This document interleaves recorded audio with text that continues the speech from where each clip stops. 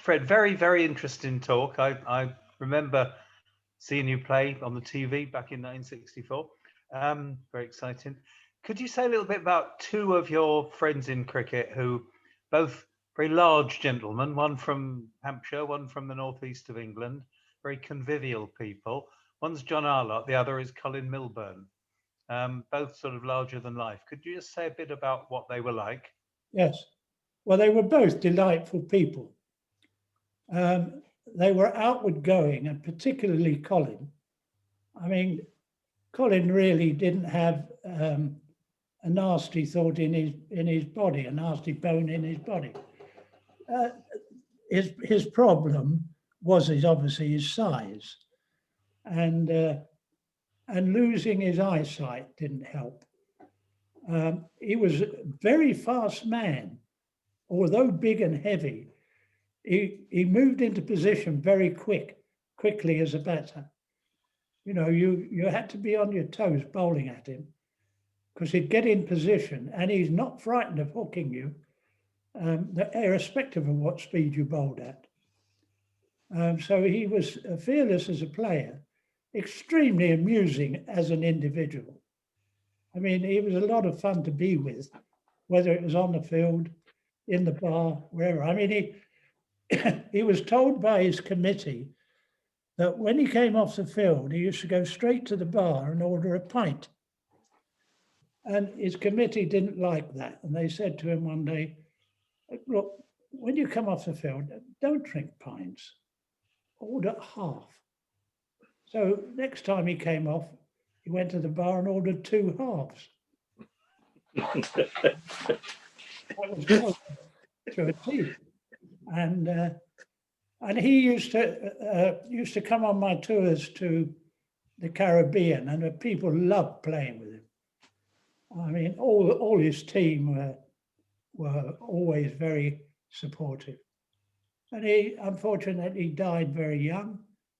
I think a lot to do with drink and his size, which was very sad. And I must admit, I miss him still. John Arlott also was an amazing man. When I suggested, no, somebody else suggested Don him. Shepherd Suggested him as president. I had to go and ask him if he was prepared to do it. Now, John's delight was Hampshire, and he always wanted to be on the Hampshire committee. And when I went to see him, he'd just received an invitation to join the Hampshire committee when I dropped in a bombshell that we wanted him to be our president. And we'd had 1 bottle of white and 6 bottles of red at lunchtime. Or in his cup, he said to me, "You've left me no alternative. I've got to accept the PCA," and which he did. But he and I fell out. He publicly involved the Cricketers Association in the Basil d'Oliveira affair. Now, he was a great pal of Basil's and really did believe he'd been badly treated, and spent a lot of time trying to put it right.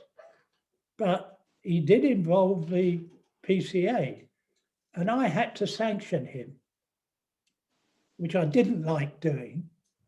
And I suppose for a year or two we fell out. But when he retired, he did a series of lunches around the country, and he invited me to the Nottingham one. And during this lunch, he actually said, "There's a man in this room who fell out with me some time ago. I won't tell you who, but I'd like to say that he was right, I was wrong, and I apologize." which was very emotional. And so we became friends again, but he died, and that was a shame. I think I should add for people, Fred, that your disagreement with him was not what he said about Basil d'Oliveira, which I think you broadly agreed with, but that he had said it on behalf of the PCA when the PCA had not yet discussed it. Is that fair? That's exactly the case. Yeah. Exactly. Because I would have agreed with him, but he shouldn't have said it. But a lovely man. There's been a book just recently written about John and Swanton, which I've read and I enjoyed. I can't think of there were two writers involved. Stephen would know. Yes. Stephen Fay and David Kinniston, I think. Yes. What was the name of the book? Arlington Swan? I don't know. Let's go on to the next question, Fred. Okay. Next question is from our former chairman, Bill Allen, please. Oh, good afternoon, Fred, and I thoroughly enjoyed your lecture, and all credit to all the hard work you did with the PCA. I saw you play at Chelmsford in 1968 at the end of August. It must have been one of your last couple of games for Somerset. And you've already mentioned Bill Alley, but you had another quite well-known Australian cricketer in the ranks of Somerset that time, didn't you? Greg Chappell. Can you tell us a little bit about Greg and Bill Alley and how they compared, perhaps? As batsmen, they didn't really compare at all. Bill played everything with his bat. Well, so did Greg. But Bill was a bit flamboyant. I mean, he really was a wonderful attacking player. As I said earlier, when he didn't join Somerset until he was 40.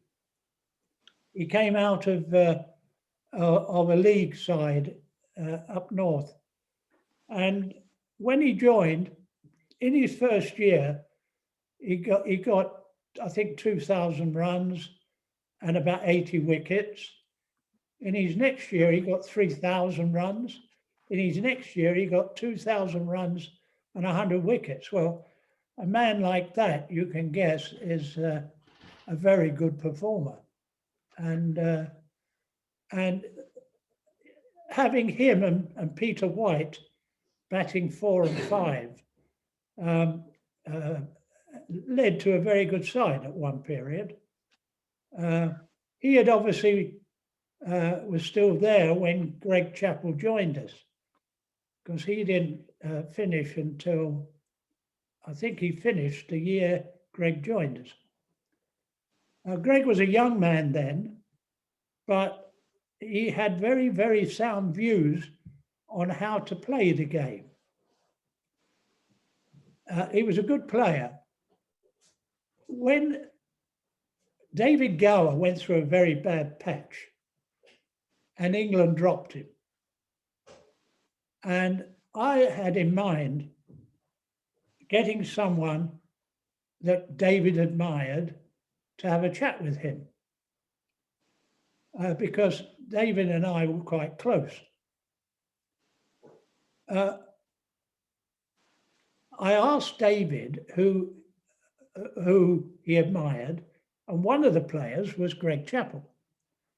Now, at this time, Greg was captain of Australia and was touring England, and they were playing at Trent Bridge. So I arranged a dinner with Greg and David's manager, John Holmes, and me, to discuss David's career. And the discussion was fantastic, fascinating. What Greg said to David, which stuck in my mind, was when I go out to bat, I play with the inside half of my bat until I feel comfortable, which meant that he kept the bat much closer to his pad. because he's actually playing with the inside edge of it. And it stuck in David's mind. And I thought at the time, here is a very successful cricketer giving the idea of possibly a potentially very successful cricketer and not being mean, as a lot of cricketers would be, in retaining the knowledge for himself. And I admired him immensely for that alone, irrespective of the fact he used to do my wife's washing when he was at Somerset. Brilliant. So now I've got Peter Hart. Peter, if you want to unmute and ask your question. Fred, it's Peter Hart. Thanks so much for today, and thanks for the memories of you playing. I remember as a schoolboy, really enjoyed watching you bowl and your enthusiasm. I was just looking in Wisden 1966 at which may have been your last test, the Lord's Test against South Africa, and you got 3 wickets in each innings and then didn't get in the side for the second and third test. I wonder if you could illustrate what happened. I note that year they used Tom Cartwright, David Larter, John Snow, Brian Statham, Ken Higgs and David Brown. So there was a wealth of fast bowlers in that. I had a different partner every time I went out. Yeah. In my 5 tests. But what happened in that one was that on the Tuesday before the test, I was walking down the stairs at home when my thigh gave away. And I was concerned because I had it checked by a doctor who said what I'd had was a spasm. And the chances were it was just a spasm and it wouldn't happen again. It was because my leg was tired. So I still was concerned. So I phoned Lords and told them about it.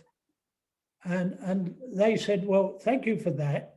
We'll have Jeff Jones on standby. So they pulled up Jeff for the Trent Bridge match against South Africa. On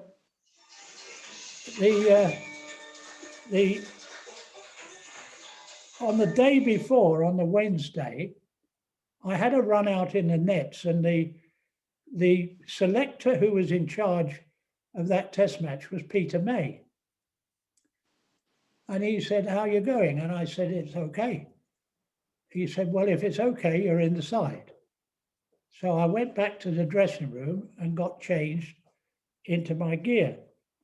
Then Doug Insole, who was the chairman of selectors, arrived, and he asked me to walk around the ground with him. And he emphasized on the fact that if I broke down during this game, it would not augur well for my career in the future, particularly with Australia tour coming up that winter. And so I said, well, what are you saying? He said, I'm not saying anything except, are you going to break down? And I said, well, no bowler can tell you whether they're going to break down or not. It's just a question of how your limbs go. But at the moment, I believe it's okay. He said, well, you've got to be sure. So anyway, I said, well, on that score, I'll have to withdraw. So I did. I never played for England again. And as you can imagine, Insole wasn't my favourite cricketer. I think you were on standby for the Tour of Australia, first reserve, weren't you? I was indeed. And Larter trod on a ball and ripped his ankle. And instead of bringing me, who they asked to keep fit, Insole got Barry Knight, his Essex colleague, to join the team anyway. So it did lead me to believe I don't think he liked me very much. But the whole business, you're talking about a game where everything is less organised and than it is now, aren't you? I think that wouldn't happen in that way now, would it? I hope not. I mean, Insole was pick, drop, pick, drop, pick, drop, pick, drop 4 times. And he maintained that that was wrong. And yet he could do that to me. Yeah. Next question, Nick. Have we got time for a couple more? Yeah, 2 more. Yeah, exactly. Yeah. So Adrian Moore. Adrian, if you could unmute yourself, please. Yes, good afternoon. Can you hear me all right? Yes, I can. Fred, it's really nice to see you and hear you. I remember you so well steaming in from the boundary on the various little grounds that Somerset used to use in those days, and it was great days. Although many of them sadly are no longer with us, are you still in touch with any of the old Somerset players who you used to play with at all? Not really. Most of my friends have now passed. I don't really see any of them anymore. Peter Robinson, I used to see occasionally. Oh, Mervyn Kitchen. I do keep in touch with him occasionally because he is my oldest son's godfather. So I do come up, I do see, oh, and Kenny Palmer. Oh. I saw Kenny when he was umpiring, and so I see him occasionally, but I don't go, Somerset is a long way for me at the moment. And currently I'm on a frame, so it's not easy for me to get around. Thanks, Fred. Yeah, so I think one more question. I'm going to ask David Cranmer to unmute himself. And then, Stephen, I've asked Derek Barnard to do the vote of thanks before we wrap up. So, okay, I'll say a last word when Fred's finished. Bring me in one last word. So David Cranmer could unmute himself, please. Yes, thank you very much. I add my thanks to everybody else. It's been a thoroughly entertaining afternoon. I believe I saw you play in your first test match at Old Trafford in 1964 against Australia, which was probably one of the dullest test matches there's ever been. 18 wickets fell over 5 days, with only 2 completed innings. So it's quite a contrast to what we've just seen in India. Anyway, I just wonder what were your memories of that particular game, in particular the number of overs you had to bowl with limited success. Well, it wasn't so much the number of overs that I bowled. My analysis was 2 for 99 in 36 overs. But it was Tommy Viva's overs. You see, when I went out to bat with John Price, we were the last pair in. And Tommy Vivas was bowling. Sid Buller was the umpire. And I said to Sid, what is Sonny Ramadin's record? He said, I think it's 98 overs in a test match. And I said, in an innings. Sorry? In an innings. In an innings. 98 in an innings. So I said, how many has Tommy bowled? He said 95. So I said to Tommy, Tommy, do you want the world record? He said, that wouldn't be bad, sir. I went down a wicket to John Price. We used to call John Price Sport. And I said, Sport, you know, Tommy is only a few overs away from a world record. Can you play down the line? And he said, is that right? And I said, yeah. He said, okay, I'll do that. So I go back to the other end.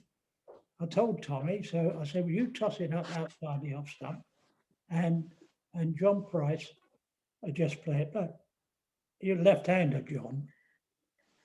So first ball, that's exactly what happened. Second ball, that's exactly what happened. Third ball, he tossed it up a bit higher, and I watched John's eyes, and they opened up like organ stops. And I thought, no. And he had this big wahoo, and it bowled him. And there was complete silence on the pitch, except for Tommy, who said, "Jesus Christ, sport. Thanks very much." And that was it.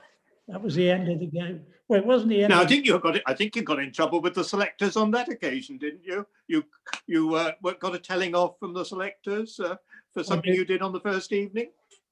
Second evening. I didn't take him, but I went out for dinner with Bobby Simpson. And the England selectors didn't see eye to eye on that. Well, not eye to eye with me. I got told off for that. But that wasn't unusual for me to get told off.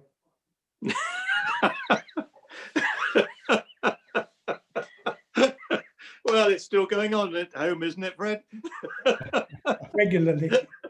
Well, I think I'm going to just say my last word here, because I've so much enjoyed working with you on this book, Fred, and ever since. Sense of humor, sense of justice. I think you can see the meaning of the title now. And I think one thing I've loved about working with you is that you enjoy life, and that you have a great generosity of spirit and quite high standards in the way you've lived your life. And I think that's why you've retained so many friends. And I don't think you get quite the celebration for the roles you played in those days of cricket. And I hope everybody who joined us this afternoon realizes what a very special person you are in the history of our game. Thank you, Fred.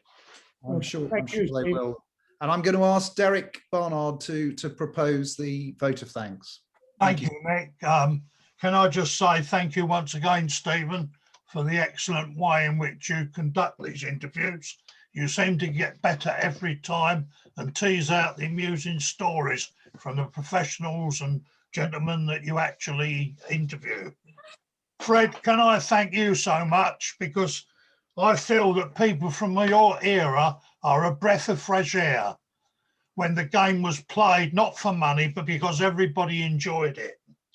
I remember seeing you at Old Trafford, but I wasn't at Old Trafford.